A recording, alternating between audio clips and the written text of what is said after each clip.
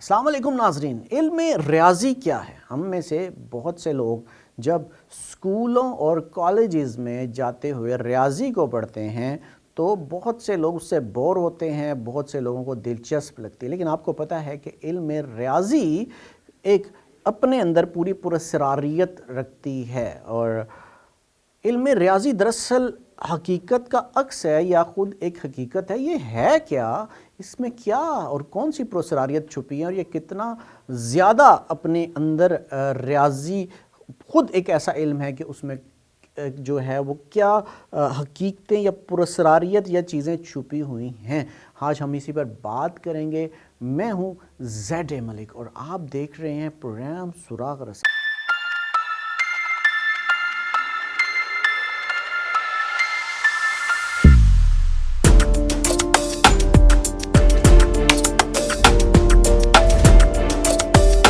ناظرین، ذرا نیپچون سیارے کے بارے میں سوچئے، کیونکہ پہلی نظر میں تو یہ سیارہ نظر ہی نہیں آئے گا، ایک اچھی بھلی دوربین سے بھی نظر نہیں آئے گا۔ کرۂ ارض سے 4 ارب 30 کروڑ کلومیٹر دور واقع نظام شمسی کا یہ 8واں سیارہ دور کہیں آسمان میں ایک چھوٹا سا سفید رنگ کا ایک نقطہ لگتا ہے۔ یہی وجہ ہے کہ زمین سے زہرہ یا مریخ جیسے قریب سیاروں نے جو ہمیں پوری چمک دمک کے ساتھ نظر آتے ہیں، انہوں نے ہمارے ذہن کو صدیوں سے ورطۂ حیرت میں ڈالا ہوا ہے۔ اس کے برعکس ہم نیپچون کے وجود سے حال ہی میں یعنی 19ویں صدی میں آگاہ ہوئے۔ اس سیارے کی دریافت 2 لحاظ سے اہم ہے، یعنی یورینس اور نیپچون۔ یہ صرف اتنی بات نہیں تھی کہ ہمیں کوئی نیا ہمسایہ مل گیا تھا۔ یونیورسٹی کالج آف لندن میں خلائی سائنس کے ماہر اور ملرڈ سائنس لیبارٹری کی لوسی گرین کہتی ہیں کہ نیپچون کی دریافت نے نظام شمسی میں تلاش کے سفر میں اضافہ کیا، کیونکہ اس کی دریافت ایسے نہیں ہوئی کہ ہم آسمان میں اپنی آنکھوں کے ذریعے یا دوربین کی مدد سے کسی کو تلاش کر رہے تھے، اور یہ دریافت ہو گیا۔ نیپچون ریاضی کی بدولت دریافت ہوا تھا۔ 19ویں صدی میں نیوٹن کے قانون ثقل کے بارے میں خاصی آگاہی ہو چکی تھی، اور اس کی وجہ سے نظام شمسی کے سیاروں کے مداروں کا تعین کیا جا سکتا تھا، سوائے یورینس کے، جس کا مدار دوسرے سیاروں کی نسبت اپنی متوقع مدار سے ذرا سرکا ہوا تھا۔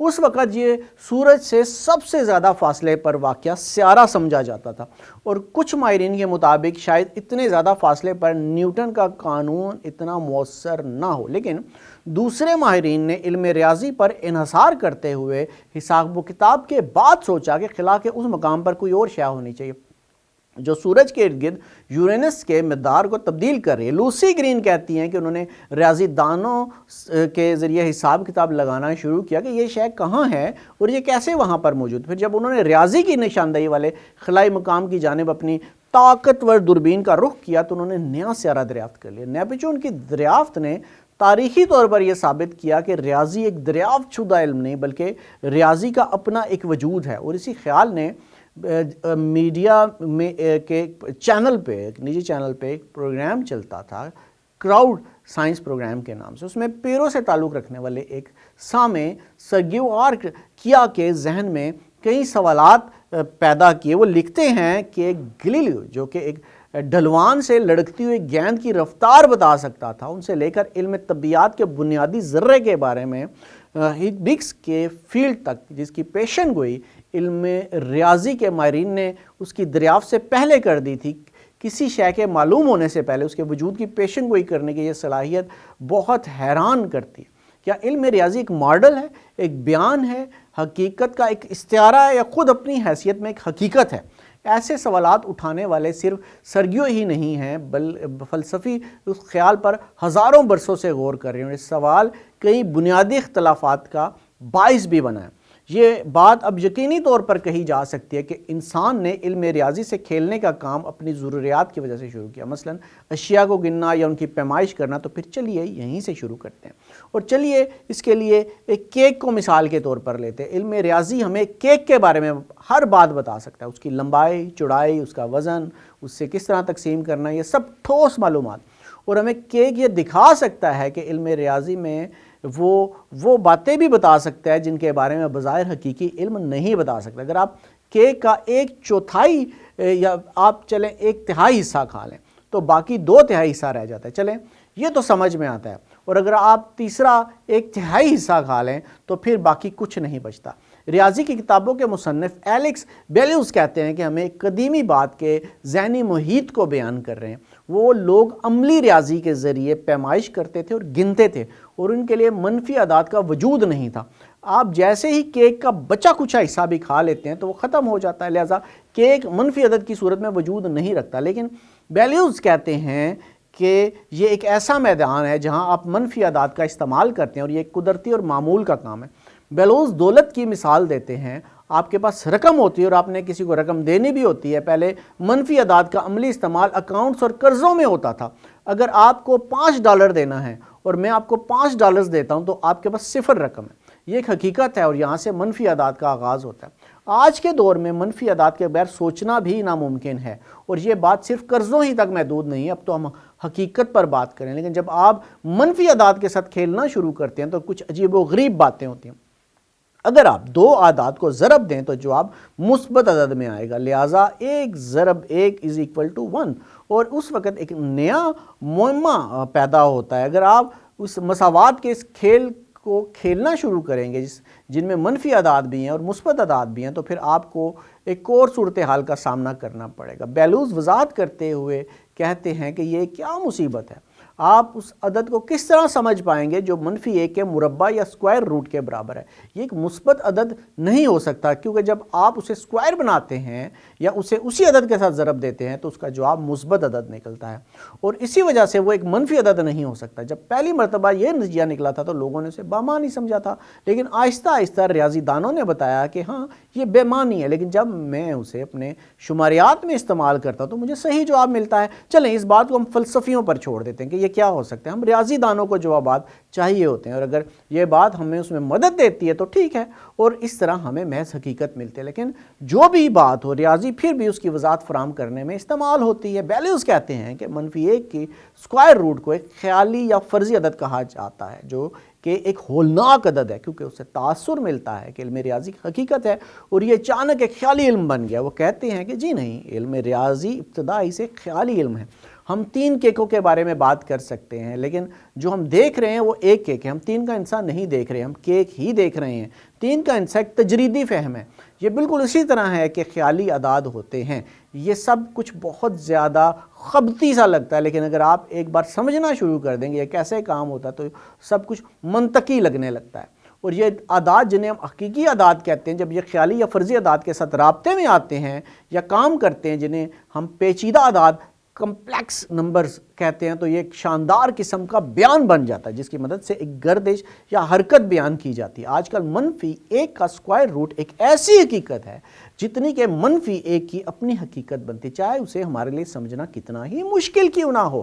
جیسا کہ کسی زمانے میں ہمارے بزرگوں کے لیے -1 کو سمجھنا مشکل تھا۔ اگر آپ اس گورکھ دھندے میں گم ہو گئے ہیں تو پریشان ہونے کی ضرورت نہیں ہے۔ اس جو باتیں میں آپ کو اس کو سنتے ہوئے آپ پر سب کچھ آج کھل جائے گا، واشگاف ہو جائے گا۔ واقعی پیچیدہ اعداد یا کمپلیکس نمبرز ایسی مساوات کا حل پیش کرتے ہیں جن کا حقیقی اعداد کے ذریعے حل نکالنا ممکن نہیں ہوتا۔ یہ حقیقت سمجھنے کے لیے بہت ہی مددگار ثابت ہوتے ہیں، اور ایسے کسی بھی معمے کو سمجھنے کے لیے اعلی کار ثابت ہوتے ہیں جن میں گردش یا لہروں کا عمل ہو۔ انہیں برقی انجینئرنگ، ریڈار، میڈیکل عکس وغیرہ میں استعمال کیا جاتا ہے، اور یہ ایٹم کے چھوٹے حصے کے رویے کو سمجھنے میں مدد دیتے ہیں۔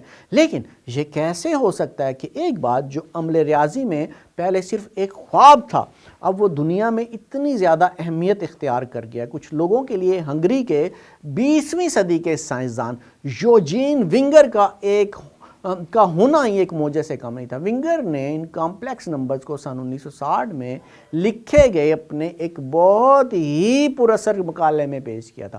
اس مقالے کا نام تھا علم طبیعیات میں ریاضی کی غیر معقولی مؤثریت کا دخل۔ تاہم اگر ریاضی کو حقیقت کو بیان کرنے کے لیے بنایا گیا تو کیا یہ کہنا منطقی نہیں ہوگا کہ یہ ڈیزائن یہی کام تو سر انجام دیتا ہے؟ اس میں نامعقولیت کی بات کیا ہے؟ چلیں کسی ایسے شخص سے بات کریں جو فلسفے اور ریاضی کے میدانوں میں گہرا علم رکھتا ہو۔ طبیعیات کے فلسفے کی ماہر ایلونور کہتی ہیں کہ یہ درست ہے کہ اگر ہم نے علم ریاضی کو دریافت ہی اسی لیے کیا ہے کہ اس سے جسمانی یا ٹھوس نظاموں کی حیت کو سمجھنے میں مدد ملتی ہے، تو یہ کہنا بھی منطقی ہوگا کہ اس علم کو یہی کام کرنا چاہیے۔ کئی ایک ایسے معمے ہیں جنہیں حل کرنے کے لیے ریاضی دانوں نے کام کیا کیونکہ ان کے حل کرنے میں دلچسپی رکھتے تھے اور ان کی کوششوں سے وہی حل نکل آیا جس کی انہوں نے آنے والے وقتوں میں فزکس میں تحقیق اور نئی دریافت کے لیے بہت زیادہ ضرورت پڑی۔ ایلنورونکس 19ویں صدی میں ریاضی دانوں کی جیومیٹری میں دلچسپی رکھنے کی وجہ سے کیے جانے والے علم کا حوالہ دیتے ہوئے ایک دفعہ کہتی ہیں کہ ان کی سب سے مشہور مثال یوکلیڈین جیومیٹری ہے۔ اس وقت یہ سوچا جاتا تھا کہ ہماری ساری دنیا کو یوکلیڈین جیومیٹری کے ذریعے بیان کیا جا سکتا ہے، جو کہ اب اسکول کی سطح پر پڑھائی جاتی ہے۔ مثال کے طور پر قائمہ زاویہ یا اصول، یعنی یہ کہ ایک تکون کے تینوں زاویوں کا کل حاصل 180 ڈگری ہوتا ہے۔ 19ویں صدی کے ریاضی دان یوکلیڈین جیومیٹری کو غلط ثابت کرنے کے چکروں میں نہیں تھے، وہ صرف ایک چیز جاننے کی کوشش کر رہے تھے اور پھر انہوں نے وہ چیز دریافت بھی کر لی، یعنی ریاضیات کے دلچسپ ڈھانچے۔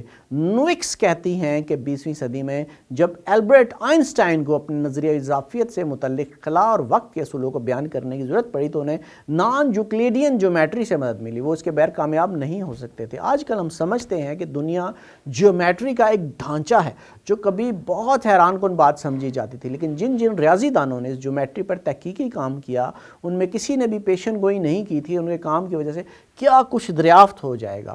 اس طرح کی پیش رفت ہمیں یہ سوچنے کے لیے تیار کرتی ہے کہ چاہے موازنہ طور پر نہ صحیح، ریاضی اور حقیقت کا رشتہ حیران کن ہے۔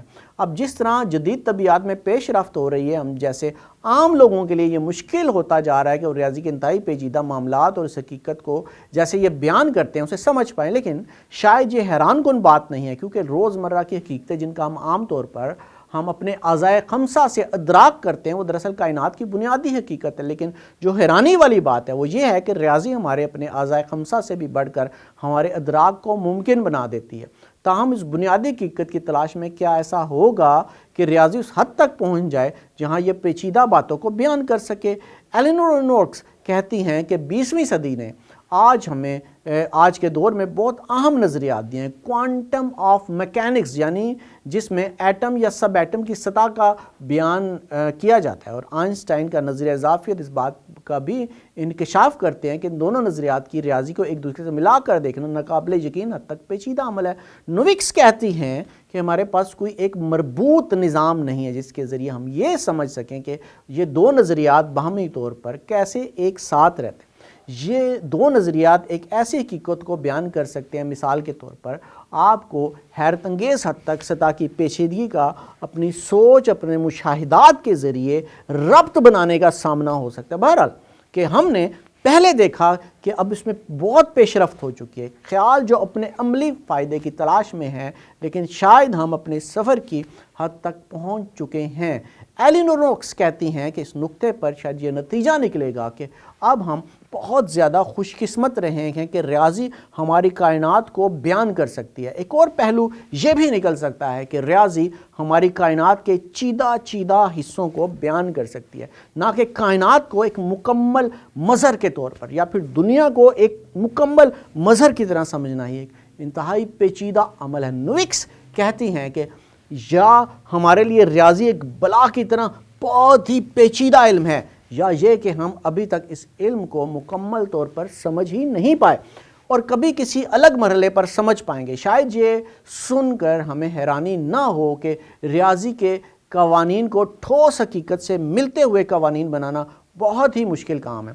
آخر یہ دو جہتیں ایک جیسی تو نہیں ہے، جیسا کہ آئنسٹائن نے کہا تھا کہ ہم جتنی زیادہ حقیقت کا رخ کریں اتنی ہی زیادہ ریاضی کے پیچیدہ قوانین بنیں گے، اور ان کا جتنا زیادہ چھیکن ہوگا وہ اتنا ہی کم حقیقت کا رخ کریں گے۔ ایلنورونکس کہتی ہیں کہ ریاضی کی ایک خاص صفت ہے، یہ مطلقاً صحیح یا غلط، اگر کسی بات کو ریاضی کے ذریعے درست ثابت کیا جائے تو اس نتیجے پر کوئی شک نہیں کرے گا۔ طبیعت کے قوانین ایسے نہیں ہیں، یہ بات انہیں باقی قوانین سے ممتاز کرتی ہے۔ طبیعت کے ایک فلسفی کہتے ہیں کہ ہم اکثر اپنے قوانین کے بارے میں غلط ثابت ہوتے ہیں۔ نیوٹن کے قوانین بہت خوبصورت ہیں، ان کا احترام بھی، اور بعض صورتوں میں अब भी दुरुस्त साबित होते हैं, लेकिन ये अब मुकम्मल तौर पर दुरुस्त नहीं होते। इसमें कोई शक नहीं कि मुस्तकबिल में ये साबित करना होगा कि आइंस्टाइन का कानून भी तकरीबन है, मुतलक दुरुस्त नहीं है। रियाजी के ख्यालात आते कहाँ से, ये एक बहुत बड़ा सवाल है। ये सवाल हर रियाजी दान के लिए है। यूजीनिया चिंग शिकागो के स्कूल ऑफ आर्ट इंस्टीट्यूट से मुंसलिक साइंसदान है, वो इस सवाल का जवाब दे सकती हैं कि रियाजी के इल्म को दरियाफ्त कहा जा सकता है या एक ईजाद। मैं हकीकी तौर पर वो कहती हैं कि समझती हूँ कि मैं तसव्वुरात दरियाफ्त करती हूँ और उनके लिए रस्ते ईजाद करती हूँ। जब मैं तजरीदी ख्यालात पर तहकीक कर रही होती हूँ तो मैं महसूस करती हूँ कि जैसे मैं एक घने जंगल में अशिया की तलाश में दगरदूं फिर रही हूँ, और फिर मैं इस तजरीदी ख्याल को एक नज़रिए के तौर पर बयान करने का एक रास्ता तलाश कर लेती हूँ। लिहाजा इस तरह मैं अपनी सोच के अमल को मुनज़्ज़म करने के बयान के काबिल हो जाती हूँ। चिंग कैटेगरी थ्योरी के शोबे में काम करते हैं, जिसे रियाजी की भी रियाजी कहा जा सकता है, और ये रियाजी के मुख्तलिफ शोबों के दरमियान एक राब्ता बनाने का काम करते हैं। तजरीदी मामले पर सोचना एक बहुत ही मुश्किल काम है, लिहाजा हम उनसे ये जानने की कोशिश करते हैं कि क्या वो रियाजी को एक ऐसा इल्म समझती है जो हकीकत का मुताला करता है। जब लोग मुझसे हकीकत के बारे में पूछते हैं तो मैं जवाब देना चाहती हूँ कि वैसे हकीकत क्या है, जिन बातों को हम हकीकत समझते हैं। कहते हैं वो तो फ़रेब नज़र हैं जिनके बारे में हम सोच लेते हैं कि ये हकीकत है, क्योंकि हम सब उनका एक ही तरह का अदराक करते हैं। चिंग का कहना है कि लोग कहते हैं कि आदाद हकीकत नहीं है क्योंकि आप उन्हें छू नहीं सकते, क्योंकि इस दुनिया में बहुत सारी अशियाँ हैं जो हकीकत हैं मगर आप उन्हें छू नहीं सकते। मसलन भूख। इसीलिए मेरी तरजीह होती है कि मैं ठोस अशिया पर बात करूं, वो अशिया जिन्हें हम छू सकते हैं और जिनसे हम बराह रास्त गुफ्तो शनीद कर सकते हैं या जो हम पर असर डालती हैं, अब हम उन पर असर अंदाज होते हैं।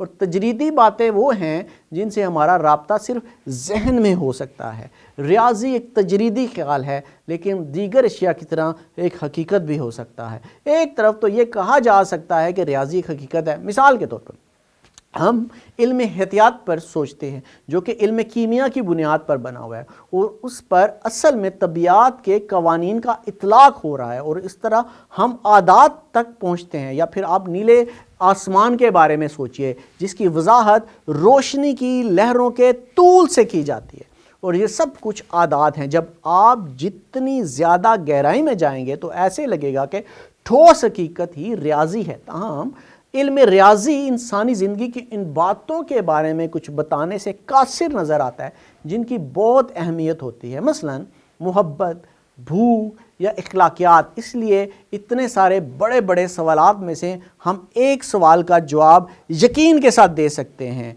शायद हम मीडिया को पैरों से भेजे गए सर्गियो वारकिया के सवाल का हतमी जवाब ना ढूंढ सकें।